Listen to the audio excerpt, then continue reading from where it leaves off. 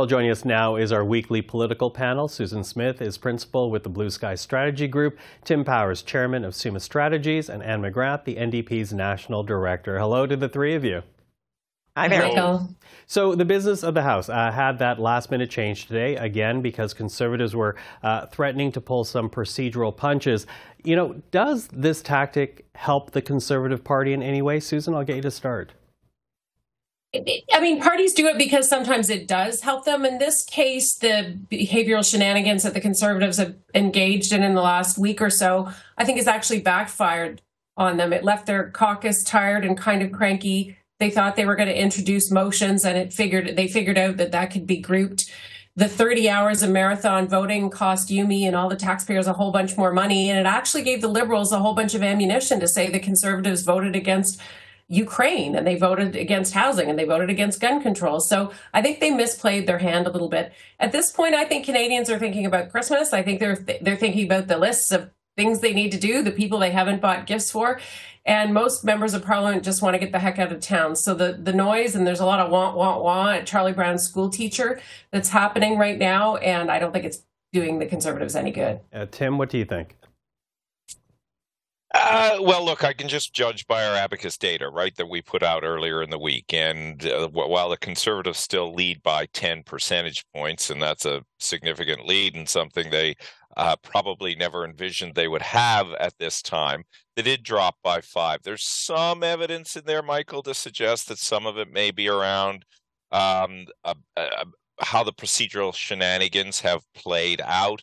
That said, while it's been unifying for the Liberals, it's probably equally unifying for some on the Conservative side, particularly for Mr. Poilievre's own team and people that support them for continuing to fight on issues that, at least for Conservative partisans, remain important. You know, I don't think anybody will remember this come January, and the Conservatives will probably look at this and do a deeper assessment as to whether it was truly effective, whether that was why they dropped for 5 points, by 5 points, and whether they will continue with this approach as the parliamentary term moves on. Mm-hmm. And what's your take on it?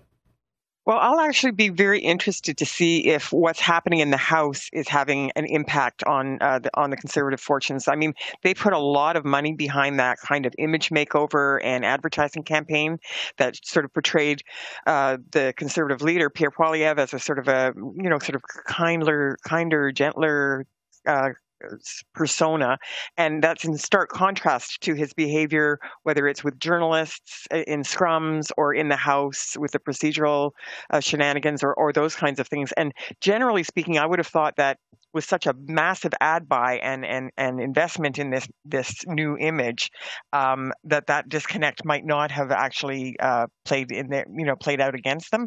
But it looks like it may be. I mean, I think that they definitely have either overplayed their hand or miscalculated in a serious way. And I particularly think that standing up, I think it was 130 or 136 times to vote against things like school nutrition programs, the military, the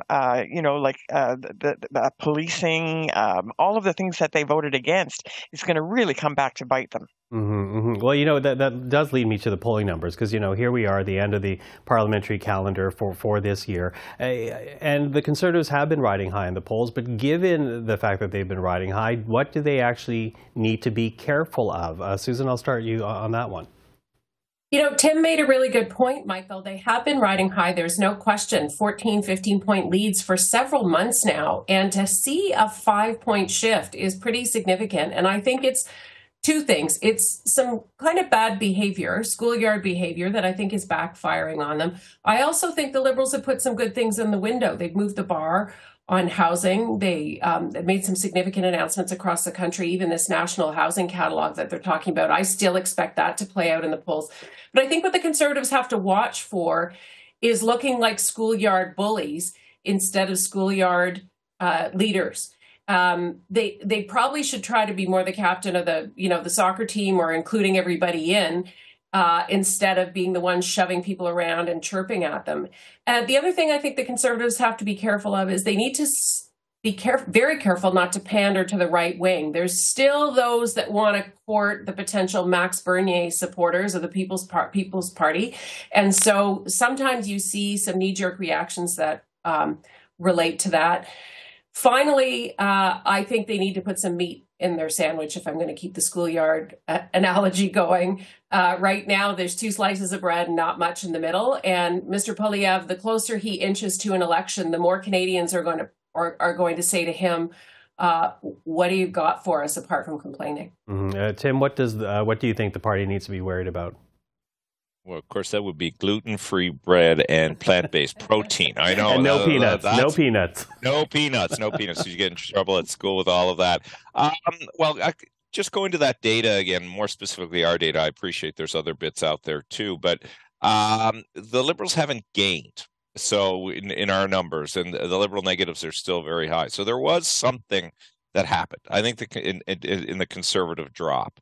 I think Susan is right to say the Conservatives have to realize that there are now more eyes on them, and there probably will be more eyes on them as they move forward, more than they've had in Mr. Poilievre's early tenure as leader. So you have to be mindful of that and determine how that will influence your particular behavior.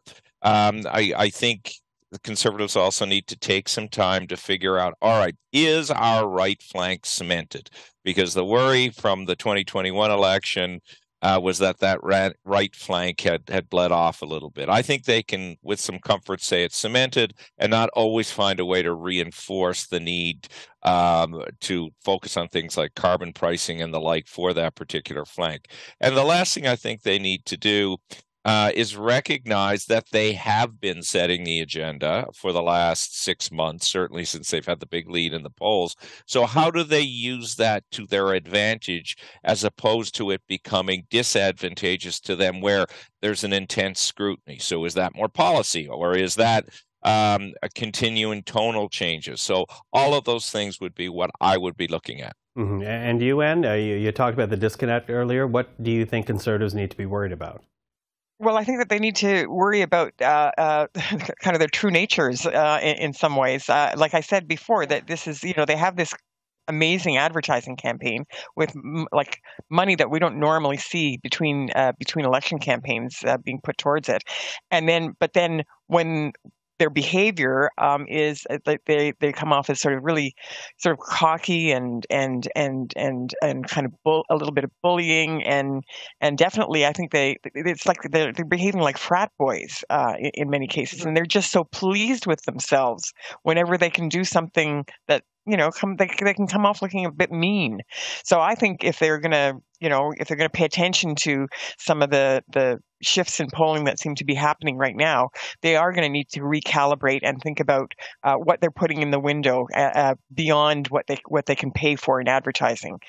Again, as I've mentioned, normally, or at least in modern days, earned media is not as useful in some ways as paid advertising. So I think that they had the balance right on the paid advertising, but people are starting to notice who they are. Okay. Well, if the Conservatives are leading, of course, that leaves the Liberals and the New Democrats trailing. So running out of time, so I'm going to leave it up to you. What do you think either the Liberals, New Democrats, perhaps both, need to do when Parliament gets back in January to help their polling numbers? Susan?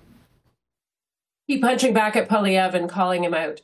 I think they need to keep going on their legislative agenda, the dental care stuff, looking at affordability, putting in measures, keep pushing the housing, and they need to keep doing a good job or doing a better job of listening to Canadians and reflecting what it is that they are concerned about. But at the same time, there needs to be a greater calling out and a greater branding of Pierre Poilievre. This is something everybody's heard me say tons of times that I think has been a gap in the Liberal strategy, and he's been able to occupy that airtime. So they need to do their jobs and then remind them that the other guy would be the wrong choice for the country. Okay, so Susan focusing on the Liberals.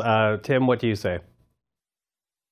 Well, if they believe in prayer, maybe they ought to pray too. It's a tough time when we're a government and you've had the run that they have. But more seriously, Michael, I would say they have to watch diminishing their own goals, putting the puck in the net or the ball in the net, as they did so often over the last year. And they have to figure out who it is they want to be when they're going to go to the electorate again.